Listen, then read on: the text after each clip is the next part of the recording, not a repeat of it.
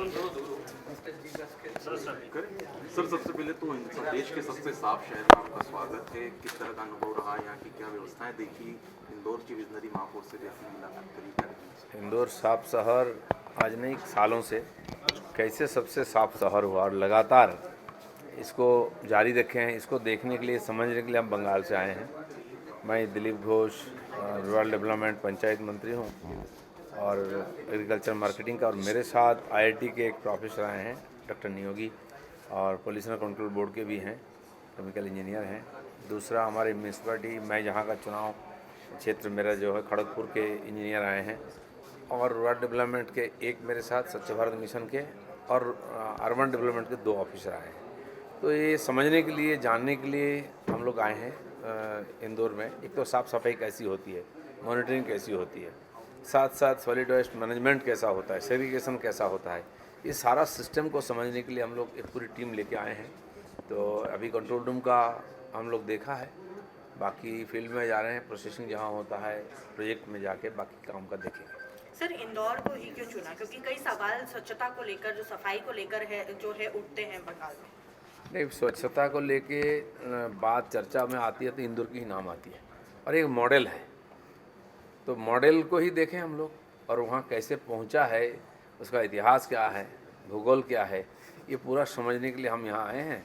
और पूरी मैंने ध्यान से इसको हम देख रहे हैं।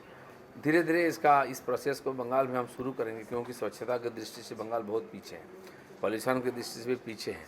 तो इसलिए शुरुआती दौर हमारा, सरकार नया आया है, अभी से हम लोग इस पर पूरा ध्यान देकर आगे बढ़ाने के लिए प्रयास कर रहे हैं। क्या लगता है आपको, कितने पीछे है बंगाल? अगर इंदौर को जब आपने देखा, इंदौर का मॉडल देखा, तो क्या लगा आपको कि क्या क्या कमियां दिखती? इंदौर तो काफ़ी साल से, कम 20 साल से लोग इस काम में लगे हुए हैं। तो एक आदर्श स्थिति में पहुँचे हैं, क्या होना चाहिए।